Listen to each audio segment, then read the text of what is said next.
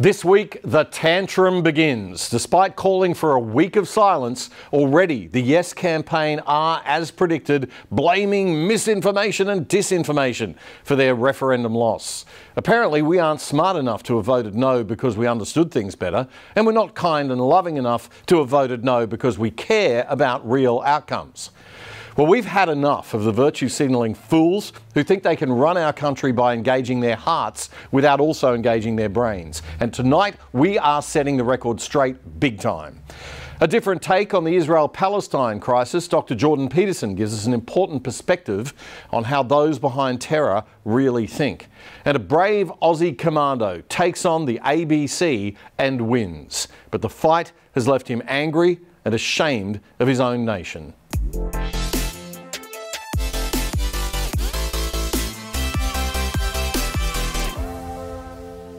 G'day Sydney, g'day Gold Coast. This is The Other Side Australia, episode 228 for the weekend commencing Friday night, the 20th of October, 2023. I'm Damian.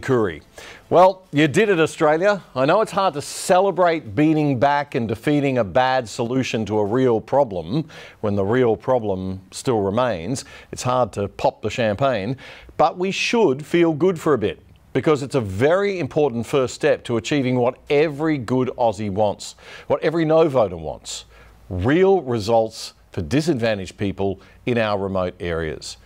We now must, unfortunately, turn our attention to the next big fight against the control left in our country: the fight against the proposed misinformation and disinformation laws that will seek to ensure that they never lose a referendum or election again by giving them the right to censor conservatives, classical liberals, libertarians and centre-right voices on the internet altogether. Without freedom of speech and self-expression, we can have no other freedom. And like clockwork, within seconds of losing, the no camp were all on message with the "it was because of the misinformation" lie. Let's be clear. The biggest misinformation in that election came from the Yes camp. It came from Albo, Labor and the crazy Greens and their kooky cousins, the Teals. They lied that this was a small, modest change, when there's nothing small or modest about adding an entire chapter to our Constitution. They lied about the Voice being an advisory body only, that it wouldn't have any clout, when of course it obviously would have tremendous clout. They lied about it not being a first step to treaty and reparations, when it was plain as day that all of that was following right behind. But let's start our review of the best commentary of the week this weekend on ADH on a positive note, with the person who spoke the most sense all week: Senator from the Northern Territory and Shadow Minister for Indigenous Affairs, Jacinta Nampijinpa-Price. Her election night speech was so articulate and moving that she upstaged opposition leader Peter Dutton a bit and made the Prime Minister's speech look every bit the waffling mess that it was. Firstly, I want to thank the Australian people for believing in our nation, in our great nation, in the goodwill of this country, and understanding that the vast majority of Australians want what's best for each and every one of us, including our most marginalised Indigenous Australians. The Australian people have voted overwhelmingly say no to this referendum. They've said no to division within our Constitution along the lines of race. They've said no to the gaslighting, to the bullying, to the manipulation.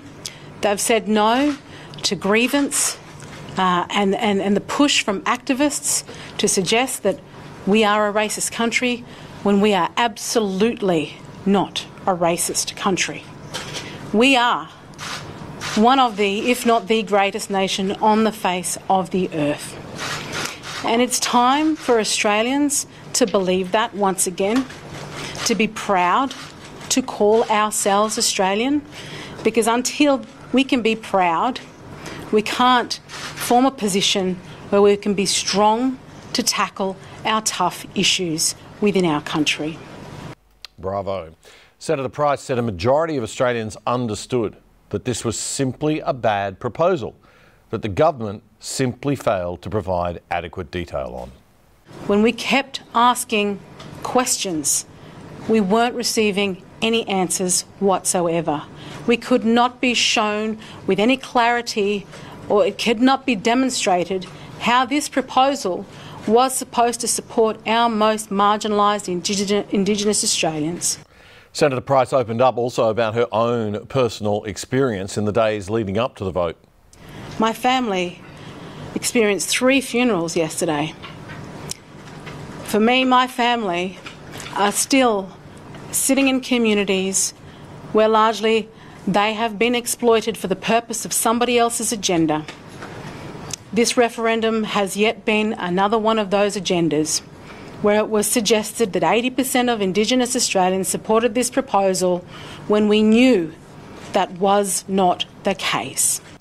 Since this speech, the Yes campaign and the mainstream media have been jumping through hoops, looking at booth-by-booth data, trying to claim otherwise. It's almost impossible to exactly calculate the level of Indigenous support for the thing. But let's be completely honest. If this voice was any good at all, it would have received 100% Indigenous support. And we know it was nowhere near that. In some places, it fell below the 50% mark. And it has been a shame that throughout the campaign that we have been accused of misleading this country through disinformation and misinformation when it was a campaign of no information whatsoever. The Australian people were misled, and the Australian people saw this for themselves. And that is why the Australian people decided to vote no to this proposal. The Shadow Indigenous Affairs Minister says she realises there is a lot of work to be done to heal our community. For those of you that voted yes, please know that we as a coalition have always got the best interests of all Australians at heart. We want to make sure that we are fighting for a better future for all Australians. But going forward, we need to prioritise where our most marginalised are. As I've always said, the gap doesn't exist between Indigenous Australia and non-Indigenous Australia. It exists between our most marginalised that we know, whose first language isn't English, who live in remote communities, and the rest of Australia, including the middle-class Aboriginal Australia that are doing really well for themselves, for ourselves. We need to focus our efforts to where our marginalised exist. And we need to listen to their voices. And as Peter said, no longer listen to the voices of the activists, of those pushing ideology onto us. The Australian people have said no to this. The Australian people want practical outcomes, a unified country where we can move forward together. It's inspiring stuff. My prediction is that Jacinta Price will be the first Indigenous Deputy Prime Minister of this country. And maybe not in the next 3 to 6 years, but eventually the Prime Minister. She'll have to move from the Senate to the House of Representatives and probably from the Nationals to the Liberals for that to happen. But she's already called for an audit of spending this week in Parliament and immediate action to alleviate violence in remote communities. And she also revealed this week that her parents, their Alice Springs home, had been vandalised with red paint, and that her father had had an egg thrown at him during a TV interview. Disgusting stuff. Another truly amazing Australian is 67-year-old businessman and founder of the Aboriginal Chamber of Commerce, Warren Mundine. It's been an emotional ride for him too, this campaign.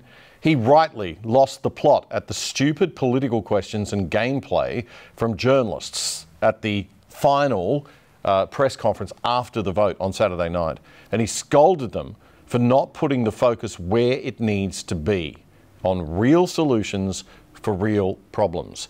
Here's how Sky News captured it. You know what? People are committing suicides in these communities. People are being raped and beaten, and this is the questions you come up with? Where's about getting results? Getting people reducing suicide, and instead of this nonsense that you people carry on with. It's about time. We had a vote tonight that said Australians want to get things done. Well, stop talking about all this other nonsense and actually start talking about those kids and those who are young as 9 and 10 who commit suicide in their communities, and those kids who get raped and pillaged, and people who haven't got jobs, for God's sake. You know, wake up to yourselves. More power to you, Warren Mundine. We need our media copping much more of that. When was the last time one of these journalism school graduates were funded by their employers to head out to a remote Aboriginal community and do some serious reporting on reality?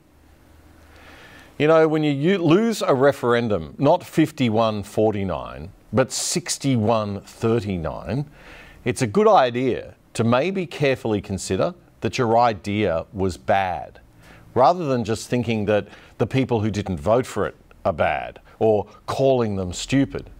But the ABC's Queen of Woke, Pats Carvelis, just had to do a little finger waving at the Aboriginal elder for not thinking like he is supposed to.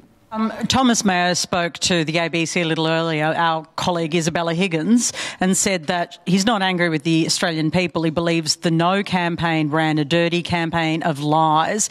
There were many things that your campaign said that weren't true. Do you regret taking that approach?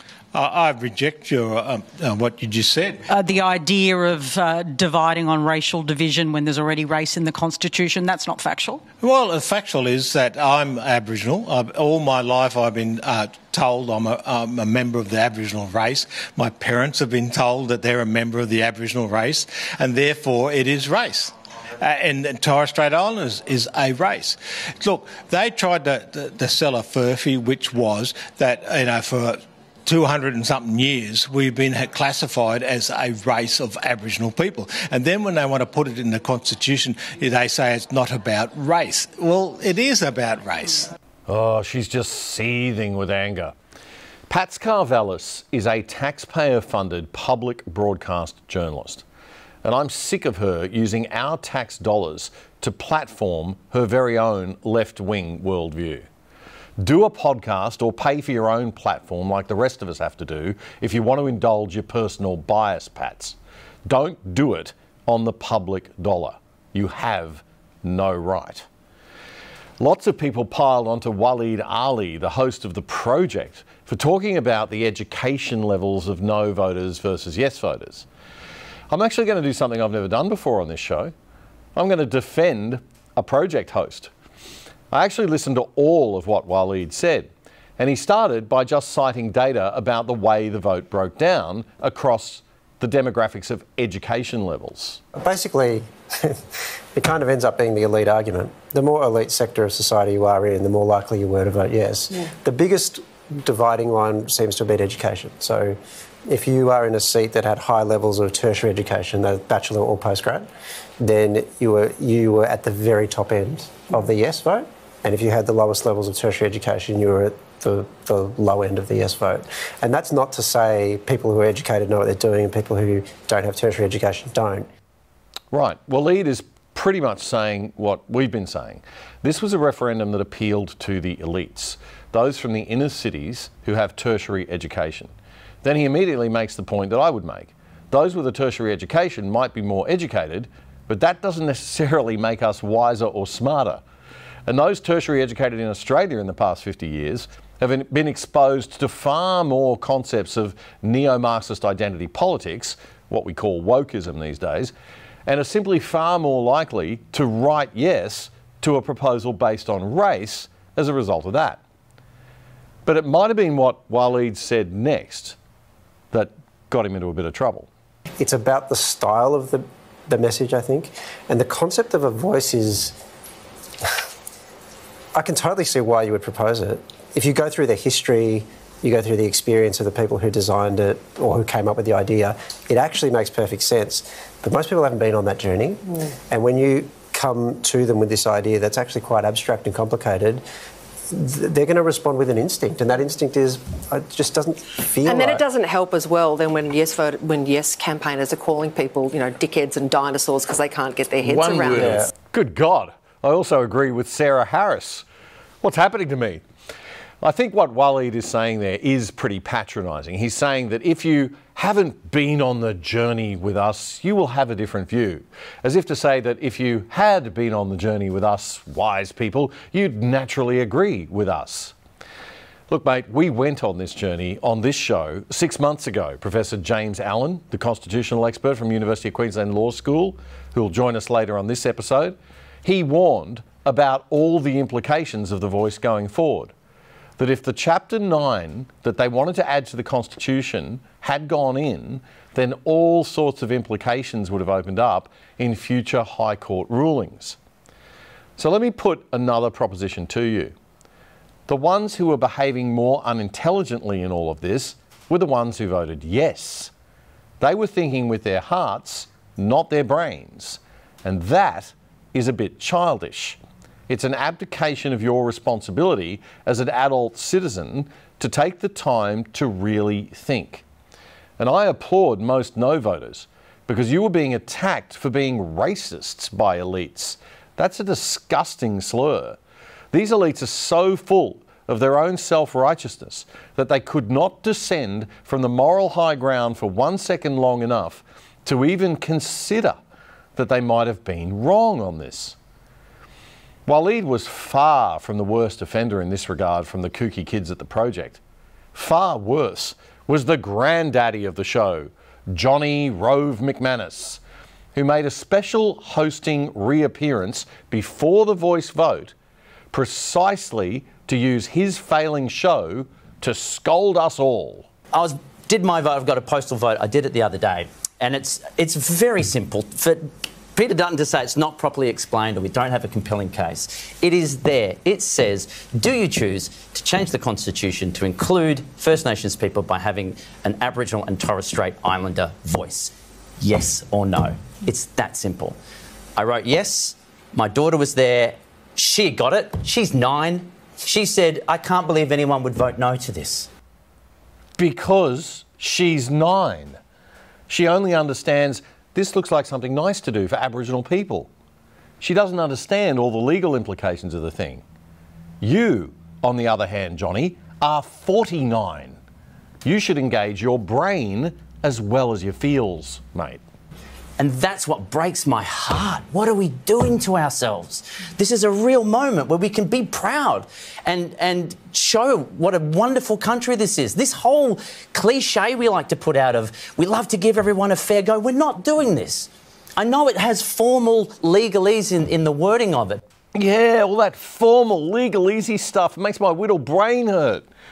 That formal legalese stuff, Rove, has real implications. And far from being dumb or mean, the Australian public was smart and kind enough to carefully consider those implications.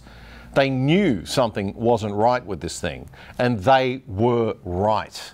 And you, sir, as your little show's declining ratings show, are out of touch in the extreme. I know it has formal legalese in the wording of it, but all it is saying is when it comes to issues that directly affect First Nations people, should we listen to them? And we want to say no. That's mind-blowing to me. Okay, maybe it's mind-blowing to you because you aren't using your mind well when you think about it all.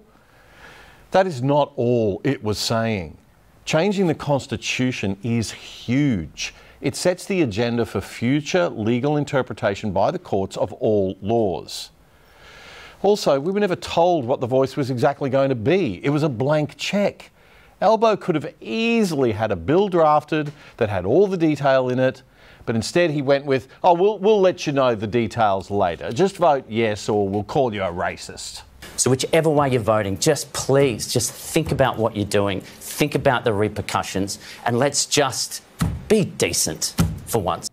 Yeah, be decent for once, you deplorables. So what you've just witnessed is the boss, the owner of that show, coming onto the set to scold Australia. Be decent for once, you peasants. The utter arrogance. And look at all the other little people on the panel, all terrified, or don't say anything, disagree with the boss. Honestly. And they wonder why they lost. A regular voice on this show is Sydney advertising executive and social commentator Sean Masters. Sean wrote a piece for The Spectator recently about how the voice was just another example of the way in which the left latch onto social issues to push their wider agenda of big government, high tax and more power to Canberra and the massive bureaucracy we now have.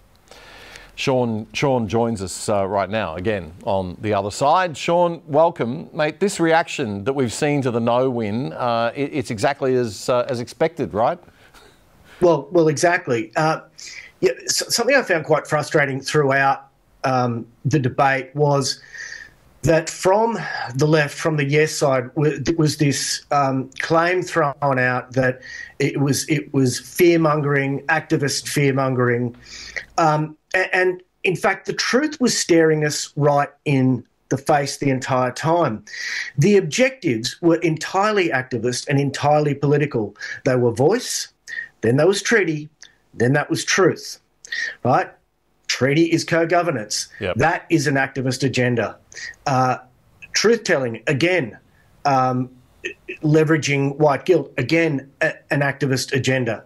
And what crucially it was not voice accountability outcomes. It was not voice safe homes, safe communities. It was not voice health housing. It was not voice education equality. It was the political over the practical. And that is why Australians turned off from this en masse, because what we want are results. And we want results because we care about the most marginalised Indigenous people in this country. And it would seem as if the activists have an entirely different agenda to what the rest of Australia does. Yeah, it would. We want practical outcomes, right? We don't want more politicians, bureaucracy, talking and waste. What outcomes should a good government, if we had one, what do you think they should be prioritising? Very swiftly, Peter Dutton said we want two things. We want a royal commission into sexual assault of children in Indigenous communities, and we want an audit into the $30 billion that's effectively being wasted every year. So very swiftly, he has offered more practical outcomes than Anthony Albanese did, who just said what we intend to do is listen. That is not a plan. This felt like a handball, not a plan. The entire time the activists were saying, we need something better. Yep. Well, I don't want something. I want a plan. They said this gives Indigenous people hope. I don't want hope. I want results. At one point, Noel Pearson said on Ben Fordham's show, I think it will help. Well, I don't want to think. I want to know. And so did the rest of Australia. And that's why this thing got beaten down. Yeah, you wrote in your Spectator piece that if the voice fails, it'll be because millions of Aussies don't want to see Aboriginal people separated from the rest of Australia, but rather loved and embraced as Australians. This seems to be the big screaming point that the radical activists just can't seem to get their heads around. Yeah, look, it's appalling that activists like Marsha Langton can't seem to get through their head the love that came from the no side. Because when we saw Indigenous people, certainly in Alice Springs, our heart went out to them. We do not see Indigenous people as perpetual victims, but rather as our equals. We want to embrace and love Indigenous peoples as Australians, not see them divided in any way. And we certainly do not see Indigenous peoples as lacking any power over their own destiny, as was appallingly written by Indigenous leaders about their own people in the Statement from the Heart. And as I finish off the piece, I suggest to the good and proud Indigenous people of Australia that perhaps they need new leaders. Yep, absolutely. Very well said, mate. And speaking of which, Jacinta Price, she's certainly shone. And I think we got to see that she's not in her role just because she's a woman or just because she's an Indigenous person, but because she is a super smart human being, a super articulate human being, and she understands the true heart of this country, which is a heart of unity, not of separation, right? Jacinta Price was kicked out of the initial consultation process around the voice because she was raising these practical measures. She was insisting on accountability. And for that, she was kicked out of the process. Now, that tells you everything you need to know, that the activists like Noel Pearson, Thomas Mayo, Megan Davis, Marsha Langton had an entirely political activist agenda, not a practical one. Yeah, absolutely. Spot on, Sean. Thanks again for joining us, mate. Really appreciate it. That's Sydney advertising executive and social commentator Sean Masters.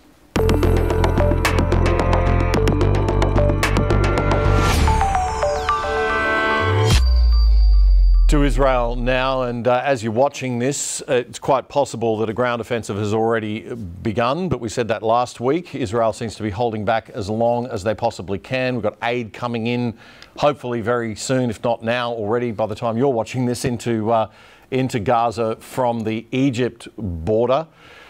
In the meantime, there's been a heck of a lot of online commentary about Israel and Palestine and the right that Israel might have to retaliate for the vile terrorist attacks on it by Hamas.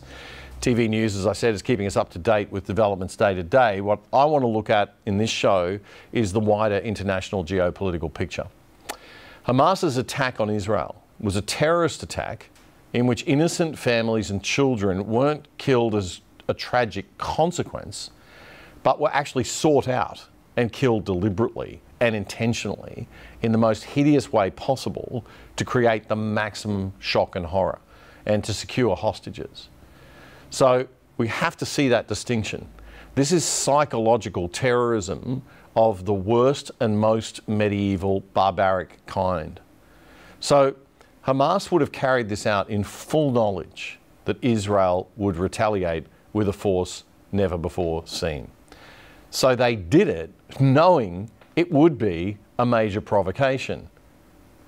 As we said last week, many analysts were asking why. Why would Hamas, which is backed by Iran, want to do this, and why would they want to do it now?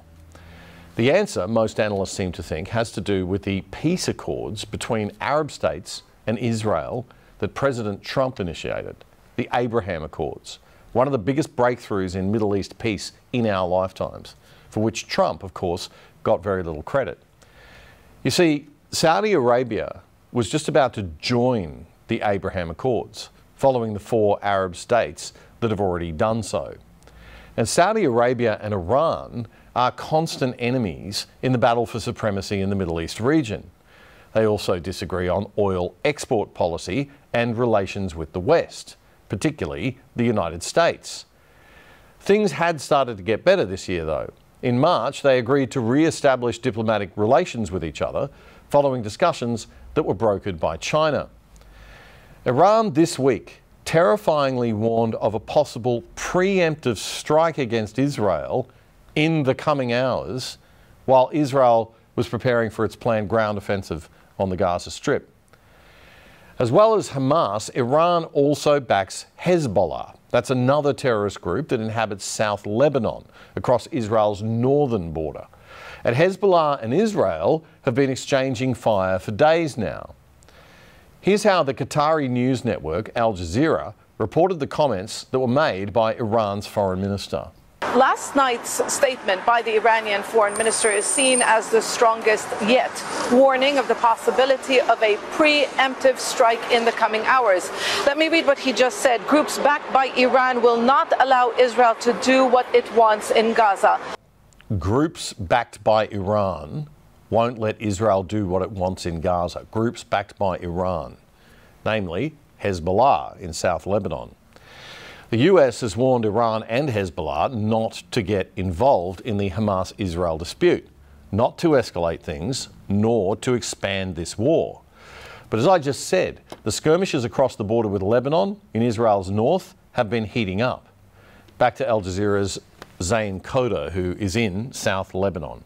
Hezbollah describes what is taking place along the border as skirmishes and a warning, while Israel has described what is happening as below the level of escalation. But what could happen next? People are bracing for the possibility of this conflict, which is now confined to the south of the country, to spread elsewhere. Israel has warned Hezbollah time and time again that you will face a deadly response if you initiate a full-blown attack. Hezbollah not fazed, saying that we are ready for battle and we know our duties. It's not good for Lebanon. The question of Iran and Saudi Arabia came up in an opinion and analysis article written by Dr Jordan Peterson in the UK's Telegraph newspaper this week. The article was called "I'm pro-Muslim but anti-thug," and he read it out in a subsequent video. Dr Peterson started by saying that Jews, Christians and Muslims share more in common than they have differences. I find myself in some arguably serious online trouble this week, nonetheless, although I realize I'm far from alone in this, because I indicated my desire that the authorities in Israel give the terrorists who invaded their land and tortured and killed their citizens the hell that they most truly deserve. How could he say such a thing if he wants to see unity across all three of the Abrahamic religions, he asked himself. The attack on Israel last week by the monsters of Hamas occurred, as far as I am concerned, not because Muslims and Jews must, by religious necessity, be at each other's throats, but because Iran, a country run by thugs and deemed so even by its own people, has become very concerned that the rulers of Saudi Arabia will continue in their laudable attempts to formulate a productive peace with Israel. 4 Arab countries recently signed the Abraham Accords, a Trump-era initiative that should have garnered that ex-president, for all his manifold faults, a Nobel Peace Prize, at least in a world where the likes of Barack Obama were deemed worthy of such an honor. Behind the Arab signatories, who were essentially the United Arab Emirates, Bahrain, Morocco, and Sudan, stood the Saudis, without whose tacit agreement no such steps would have been taken, and everyone knew it. Dr Peterson wrote that Joe Biden and the Democrats had an unparalleled opportunity to bring the Saudis into the fold soon after they took power from Trump, thanks to Trump. But instead, they alienated Saudi Arabia almost immediately. The Saudis would have come aboard the great ship of the Abraham Accords 2 years ago had Biden seized the opportunity. Instead, he and his fellow Democrats downplayed the significance of the Trump administration's cardinal achievement, just to score the cheapest and most expensive of political points. And here we are again, in consequence, drowning in the blood of many, Israeli and Palestinian alike. Dr Peterson says that despite Saudi Arabia being snubbed by Biden's administration, they still wanted to move ahead with the peace process. This, he says, has driven the totalitarian mullahs of Iran to desperation because they know that formal peace between Saudi and Israel would leave them out in the cold. He says that Iran's leaders are, quote, a pathological self-serving criminal kleptocracy, religious in name only. And he turns to psychology to answer the big question. Dr Peterson says what we're seeing in Iran's leadership is known in psychology as the dark triad. A combination of Machiavellianism, instrumental manipulativeness and deceit, narcissism, inflated false self-esteem and desire for unearned attention and status, and psychopathy, a malignant mixture of criminal propensity, callousness, and parasitism. The dark triad traits were identified and measured by intellectual descendants of the Canadian Dr. Robert Hare, who spent his life assessing and endeavoring to understand the worst of the habitual criminals, responsible not only for the most barbaric and cruel of misdemeanors, but also for the vast majority of criminal acts. It's an interesting thesis, but there's a new dimension recently added by some psychologists to this dark triad. Sadism. Positive delight in the suffering of others. The more unnecessary and gratuitous, the better. So now we have the dark tetrad. Yay, 4 bits. Now, these dark tetrad types fit well into what they call cluster B of the personality disorders. And this is where we start to see some links that might explain why the modern left woke types are so happy to force their worldview on everyone else under threat of punishment. Does any of this sound familiar? The proclivity to claim positive virtue or outright victim status while pursuing their utterly self-serving, grandiose and destructive claims. No prominent voice activists come to mind at this point, none whatsoever. I just want to make that clear. Do not sue me, nor do any of those peddling the idea of government control, political censorship in Australia through the law before Parliament to stop what they themselves will judge as misinformation and disinformation. Oh no, no cluster B personality dark tetrad types there, folks. The cluster B types lie, cheat, steal, gossip, reputation savage, brag, claim credit where none is due, and distribute blame to everyone but themselves, all the while pursuing nothing but their own immediate, immature, hedonistic self-gratification, all the while trumpeting their moral virtue and or brandishing their identity as unfairly oppressed innocents. When they organize, and this happens from time to time, they threaten the integrity of the entire society within which they operate, hoping to light everything aflame and dance orgiastically in the ruins. This happened after the French Revolution. It happened in Soviet Russia. It happened in Nazi Germany. It's happening now in the West with the rise of the woke.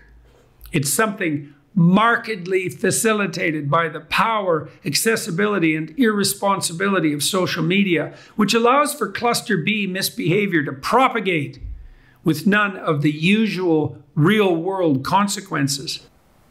But we're seeing those consequences now in the Middle East. Dr Jordan Peterson there with a psychoanalysis of what's going on in the Middle East that extends well beyond that part of the world. I'm going to watch myself and try to be nicer on social media from now on. Food for thought. You can find all of his writing in the London Independent newspaper, that full article, and the rest of that video of him reading it out online as well.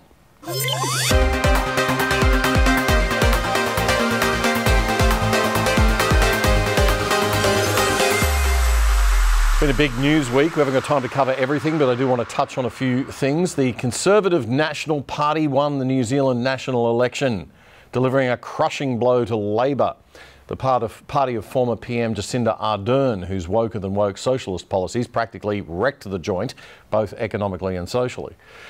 National Party leader Chris Luxon is the new Prime Minister of New Zealand. He'll govern in coalition with New Zealand's Libertarian Party, ACT. Its leader, David Seymour, will be the Deputy Prime Minister. The latest vote count projects National getting 50 seats in the 121-seat Parliament and ACT 11 seats.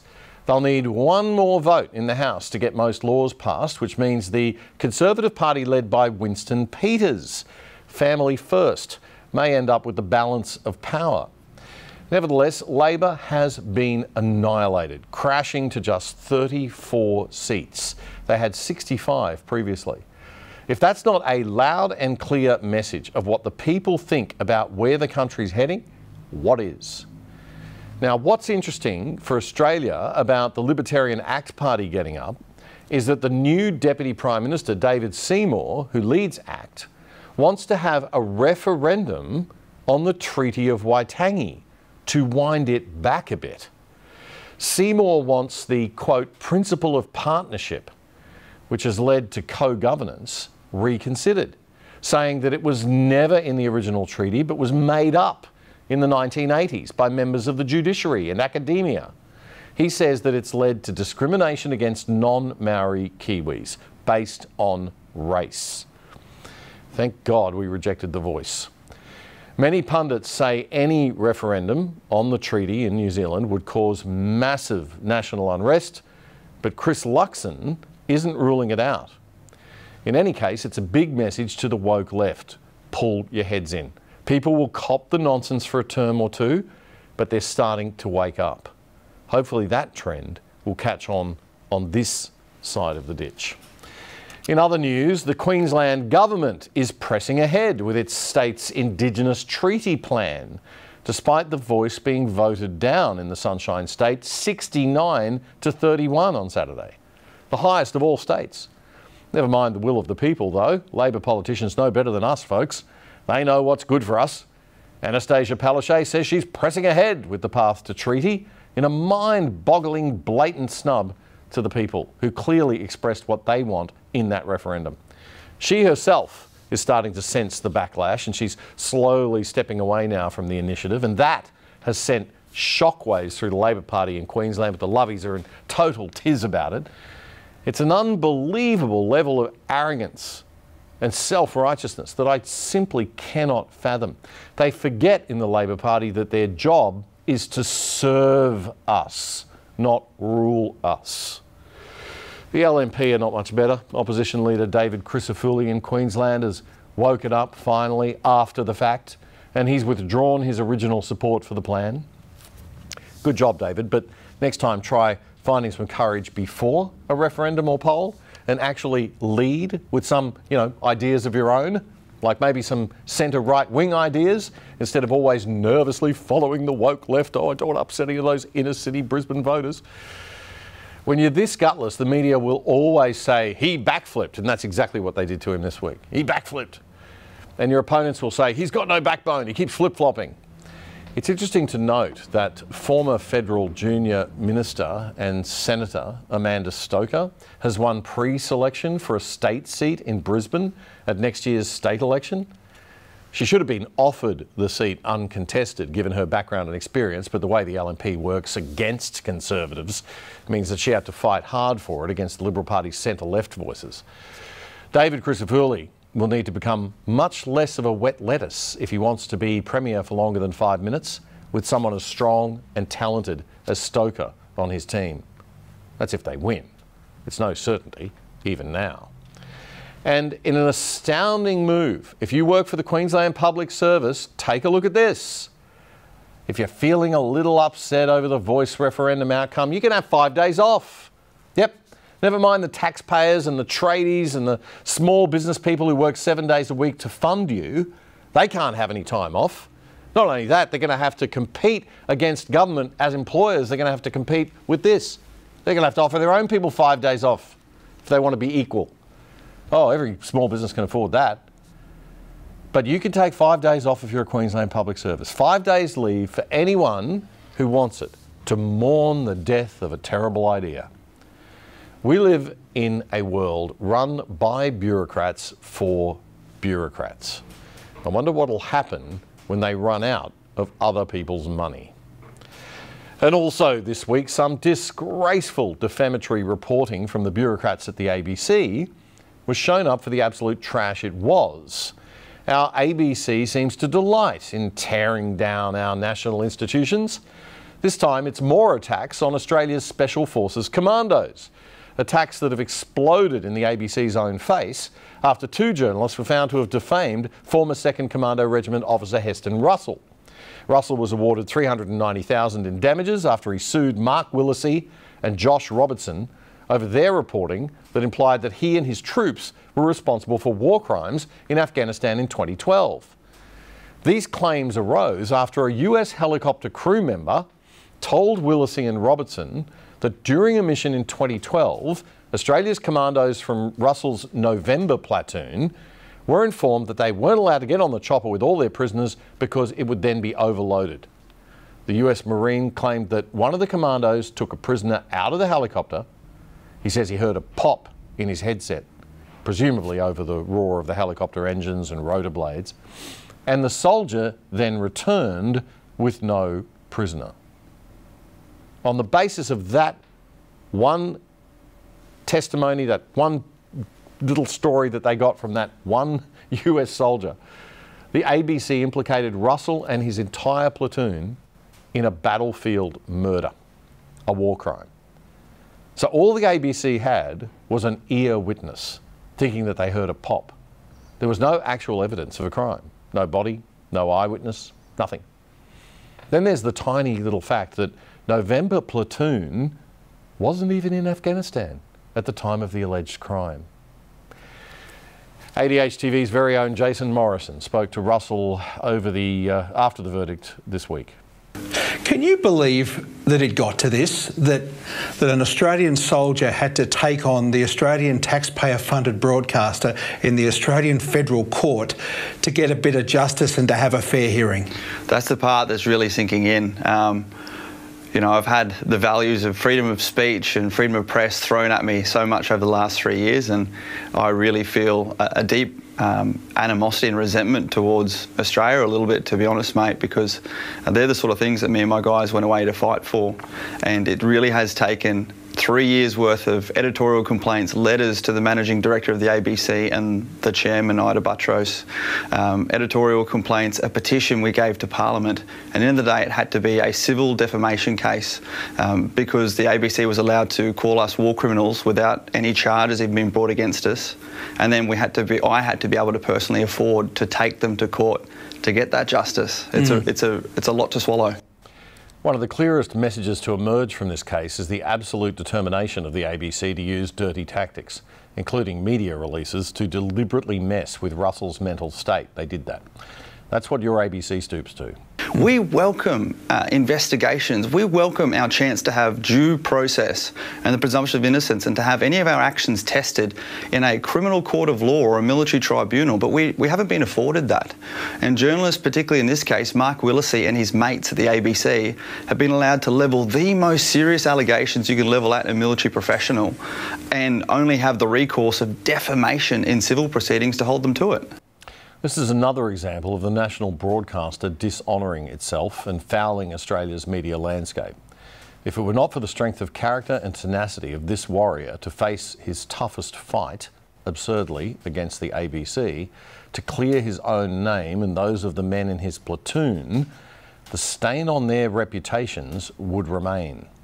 We can only hope that now he has won, he can be allowed to heal. You've got so much to offer in terms of experience and capabilities. Does the phone ring anymore? Does anyone call up wanting you to work for them? No, Jason. After this, I'm going to go overseas and disappear for a bit. My grandfather fought on the hook and Korea in Vietnam, and 5 generations of my family fought for this country going back to World War I. And that's the part where I need to go and heal. I just feel rejected by the institutions and organisations. I even feel a bit of shame and regret for the fact that this is going to cost the taxpayer nearly $3 million when my first letter to the ABC on behalf of my platoon was just asking for them to take their articles down and apologise. And there's a lot for me to still process of how hard I've had to fight and how much this has had to take out. And just like Justice Lee said yesterday, I'm not a wilting violet. You know, I've stood up and fought because that is what I'm good at doing, but I'm so tired of fighting. And I think that I've earned a break, and now hopefully we'll get one. $3 million it'll cost taxpayers. Just to be clear, Heston Russell is not Brittany Higgins. He won't be getting the $3 million. He's only getting $390,000. The rest of it goes, of course, in legal fees on both sides that the ABC will probably have to pay and blah, blah, blah. We wish Heston Russell and the members of November Platoon the very best for the future now that their names have been unequivocally cleared and their accusers publicly humiliated.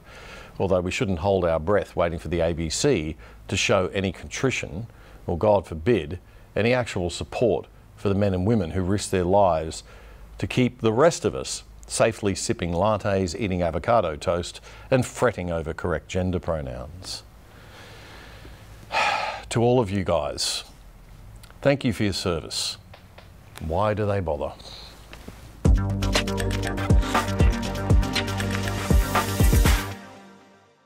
We had to invite him back. Professor James Allan, constitutional lawyer from the University of Queensland Law School. Professor Allan, thank you very much for joining us once again. Thank you for having me back. I'm over my hangover. Big win.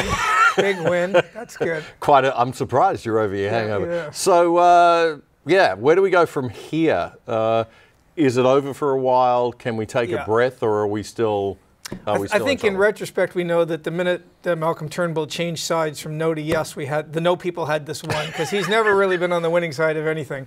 So where do we go from here? Well, I think it's off the table for a while. The voters have spoken. We don't want anything to do with the Uluru Statement. This was driven by the university activist class, and it's dead the way it belongs to be dead. There are some questions to be answered by the corporate class who almost uniformly lined up with the sort of identity politics crowd, the elitist, the people who run charities. You give money to charities, you wouldn't believe how many charities then turned around and gave some of that money to the Yes campaign. I think that's against their charitable purposes in many cases. You have the... Well, I think it's against corporate's mission to be doing that too.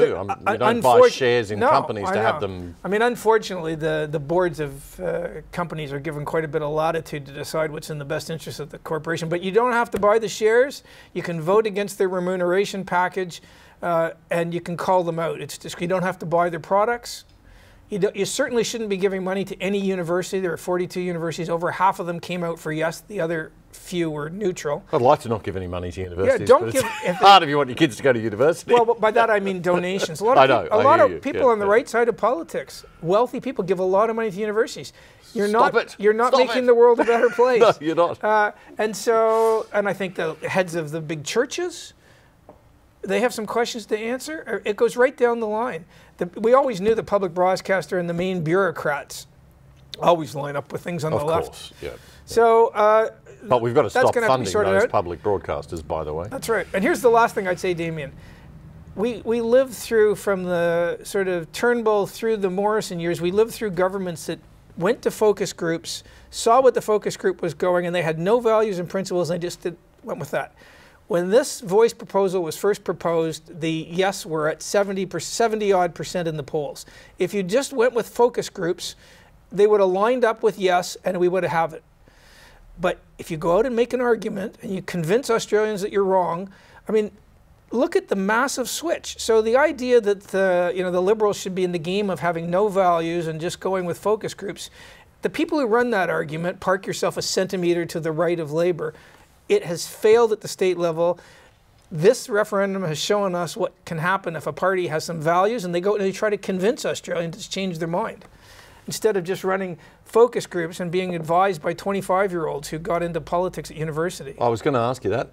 I think this is a big wake-up call to the Liberal Party, as if losing every single government in Australia just about is not a wake-up call. I mean, you know, hi guys, there's a crisis going on. You know, wake up. I think Dutton's in. I think he's got a really good shot at winning the next election now. This is a big opportunity. Have some values. Come out against the net zero insanity. Everyone in the public broadcaster is going to hate you. The corporate elites are going to hate you. They hated you on the referendum, and you cleaned their clocks. Yeah, we've got a weak conservative political force in this country. I think you're too kind. Okay, 6 more weeks. 6 more weeks. 6 more weeks. Okay, there we go. Excellent. Yeah. Well, Perfect. give us 6 more weeks. Yeah. Right. Okay, so we are, compared to Canada, your nation of birth and origin, let's look at what's going on over there. What's the big difference between Canada and Australia? The Canadians get to elect, or the members of the Conservative Party get to elect their leader, not the bloody MPs. I think if you go to Canada, you soon realize that the political centre of gravity in Canada is way to the left of Australia. Oh, yeah. Australia is a more conservative country. And yet, because they have opted in Canada to have the party members choose the leader, so there are about 700,000 members of the Conservative Party. Canada's got about 50% more population than here. In Australia, the Liberal Party doesn't release how many members it has, but it's somewhere between, I think there's a few left, 20 and 40,000. 700,000 in Canada. And same population, well, yeah, maybe a little bit more times. in Canada. Yeah, but and so once you have joined the party, the Conservative Party in Canada, and you wait 3 months, and then if there's a leadership election for the party, it happens at the provincial level too. You vote. The party MPs get 1 vote, the same as you. It's not left to the party. The MPs who... Well, they've got a self-interest, yes, right? Yes, the party MPs are to the left of the voters. I'm going to say it. We've got a bunch in Queensland who are quite happy to be sitting in opposition. Yes. They have no drive, no get up and go, no willingness to fight on an issue even when you hand them something. There's got to be a reason to join these parties. It's catastrophically bad, the current membership level of the Liberal Party. If you know, they when under Morrison, they pretended to let people in New South Wales pick their MPs, and they schemed that. They couldn't find any time in 2 years for the minister to go to the meeting, so so Morrison could step in and pick yet another moderate, wet, weak, lifetime career politician. These are we need people who've done jobs. So what's happened in Canada is you've got this direct voting for the leader of the Conservative Party, and they voted for Pierre Poilievre. Now, just explain Pierre Poilievre to people who may not know anything about him. By Canadian standards, he is very conservative. And when he came in, the regular public broadcaster, corporate legacy media said he's unelectable. Just remember what they said about Abbott. Yeah. He's now 10 points up in the polls, 10 to 14, something like that. One of the policies he has announced, this is delightful. He says he is going to cut $1 billion a year from the CBC budget. That's the equivalent of the ABC. All right, so back to The Voice. It's gone. The Uluru statement hasn't gone. Do you think that any politician will move forward with this? I mean, it seems that Aboriginal Australia has even rejected this because they're sick of this elite class. I think the activist plan was to start with The Voice, try to make it sound moderate, and then once that got in, you'd have a body that was in the Constitution pushing for the next stage, and then the next stage, and so the treaty, and then the so-called truth-telling. Now, it's not truth-telling because you're only allowed to have one point of view. So it's complaining by about colonialism by one group of people. It's not. There's no cross-examination. There's no ability to contest things. There's no point of view from. So it's truth-telling in the sense of not truth, if you can want to put it that way. It's a very selective view of what truth-telling is. I think that's gone. Every single Liberal Party should now be saying we are opposed to treaties. Now, at the state level, we've got a lot of Liberal parties saying they're not opposed to treaties, or they've already signed up to treaties. We've got to move forward. We've got to put this behind us. We've got to start focusing on the things that matter in this country. We do. And people are primarily concerned about healthcare and the cost of living. Well, you know, when you print money like a drunken sailor, so drunken sailors spend their own money, but it's so slightly, but when you print money like a drunken sailor and you create enough debt that our grandkids are going to be paying it off, you create asset inflation, you reward the wealthy, and of course it's really hard to deal with inflation. This is all a hangover. They pretend it's not, it's about Ukraine, but it's actually about the way we handled COVID. Which was a disgrace. I mean, you and I are agreed on that, and now the implications are coming to roost, and there's every indication that, you know, the economy in the U.S. isn't looking great.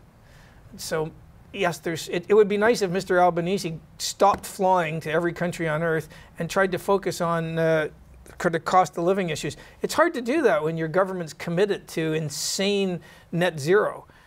If, as I hope, Mr. Trump wins next year, the first thing he will do is end any net zero policies in the U.S. So we are going to be off on this island of impoverished sort of virtue signaling. I don't understand that. James, love Trump or hate Trump? I mean, I don't hate Trump, but he frustrates the living daylights out of me because I think he's got the ability to win. He's got the smarts to sort of do pretty good policy. I've never found myself particularly concerned about policy. Well, pretty good. Trump. I mean, like he ran the best presidency in since 2000. But, I mean, his policies were great. But he puts his foot in it so often. It's kind of, and I know the media are totally against him and they pick him to bits, but they pick Biden to bits as well, in a certain extent. But well, they don't. Okay. Like it's like Weekend at Bernie's, and they pretend he's alive. Nobody seriously thinks he can put two sentences together. You buy people wholesale, not retail. And so the only person who's going to take on the entire establishment class is someone who's like a crass, boorish, narcissistic kind of guy. Yeah. I mean, anyone else is going to fold. You look at all the other politicians, they fold under the onslaught of the legacy media, the bureaucracy. It would never have Trump over for dinner. But, you know, they are attacking him. They're trying to put the main opposition person in prison for life. They're trying to take... How many people have the cojones to stand up against that? It's not someone who's nice. He's erratic. You know, he can go into working class areas and draw 50,000 people. They love him. Everyone seems to think that if you had a different Republican candidate, you would keep all of the people who otherwise vote for Trump, which there's no evidence for that. When you look at the current polls, Trump's doing better against Biden than DeSantis, than Nikki Haley, than Ramaswamy, because it's voluntary voting, and Trump brings out people who normally don't vote. I'd rather have Trump over for dinner than 90% of, of the rest of it. Well, that's true, but you wouldn't get to drink. I'm not offended by the guy. I like the guy. I just find that he frustrates me. Cannon. He just frustrates. Well, yeah, but as you say, you're right. Yeah. That's exactly the personality type you need. If you have a person who's got advisors telling him what to do and he just does what the advisor says, you get our politicians in Australia. Yeah. And if you but again, America's voting. They're voting for their leaders in their parties. The Republicans can go. Every Republican member can vote for the leader, for the presidential candidate. Yes, and right? they can challenge their local House of Representatives member. You can have a challenge against your senator. I mean, let's be honest. After this voice referendum, everybody in the Liberal Party who was on the yes side, they should have challenged. They should be challenged in their seats. I mean, can we hope that our political class, our academic class, our bureaucratic class, although they have a vested interest in not viewing the world from a liberal lens, but can we hope at least the politicians might wake up and say, Australians don't want this garbage anymore in the way that the Italians have, the Spanish have. We're starting to see most of continental Europe. UK is a disaster. It's a disaster. I mean, because, absolute disaster. I mean, talk about a Conservative Party in power, 13 years there, and they have done nothing. You know, they've basically... Well, not only that, they presided over the arrests of thousands of people for what they post on social media. That's where the UK is. Right. We're going to follow them into hell. They have been Labour. They have been New Labour just carried on, and I really just sort of so sad about Boris when he won the big election, and you thought he might actually do something, and you know he caved into the COVID lockdown crowd, and then his new wife talked him into insane green policies, and really the UK is the biggest spending government since Attlee after World War II. This is brought to you by Conservatives. At least in the UK, there's a possibility of a new party springing up. With our voting system, it's impossible. You don't want to be too negative. At the end of the day, this is the best time ever to be alive if you're in the West. Of course. We have the best lifestyle, the longest lifestyle. But will we stop stuffing up potentially the greatest country on earth? We have to fight. Cultural issues are the most important. We have to stand up for free speech. We have to fight against quota thinking and identity politics and the idea that your identity, which is totally arbitrary, the group they assign you to, the sort of oppression Olympics is the most important thing. It's the least important thing. But now we're hearing, oh, we lost because of misinformation and disinformation. We let those nasty, racist, deplorable, cooker, right-wing nut jobs, we let them control the message and they took over. I don't think too many people buy that. I hope not. One of the most elite epidemiologists in the world from Stanford, Dr. Jai Bhattacharya, professor, he's looked at what happened during COVID. He wrote the Great Barrington Declaration with two colleagues, and he has said the biggest source of disinformation through the 2.5 years of lockdown came from governments and the public health caste. They got everything wrong. They were the ones trying to shut down dissent. The dissenters were right on just about anything. With The Voice, you've got a group at RMIT who cites the official expert panel, which were handpicked, and there wasn't one skeptic. And anything if you disagree with the expert panel, you're deemed to be dealing in disinformation. This is the fact lab. Yeah, it's crazy. I mean, it's just garbage. It is garbage. You know, so we're going to hand these people the right to tell us what we can and can't consume, and the ACMA, the Australian Communications and Media Authority. This is a dangerous bill. I mean, that's again, Dutton has to come out hard and say we're repealing it. They never say this. If this goes through, day one we repeal it. You know, according to RMIT, former High Court Judge Ian Callanan is dealing in disinformation. I mean, that's effectively what they're saying. It's ridiculous. Well, I hope those people have no warrant to talk on anything. I hope this no vote is the beginning of a new wave in Australia of anti-identity politics of all kinds, can hope. Anti-neo-Marxism, and we get out there and we get our country back on track. I hope so too. Because, I mean, this country has just enormous potential, and it's so sad to see it being wasted. And I want to fight. I don't want to sit down. I don't want to leave and go somewhere else or give up or retire and sit on the beach. If you've got lots of money and you're philanthropically inclined, don't give money to any group that supported the yes case. Do not do it, because you're making the world worse. Yep. All right, Professor James Allan. High five, there we go. sir. All right, baby. Congratulations. He predicted it 6 months ago on this show. So stick with us, folks. We'll bring you more next week and every week thereafter, every weekend. Join us here on ADH TV. And if you're not supporting us on ADH TV, if you're watching on another platform, please switch over to ADH TV. That's how we're going to grow. That's how we're going to build a new media. We can't change the old media, but we can build a new media. ADH.TV. Join us, support us, and share us with all of your friends. Use your social media power to do that. Thanks for joining us. We'll see you again next week.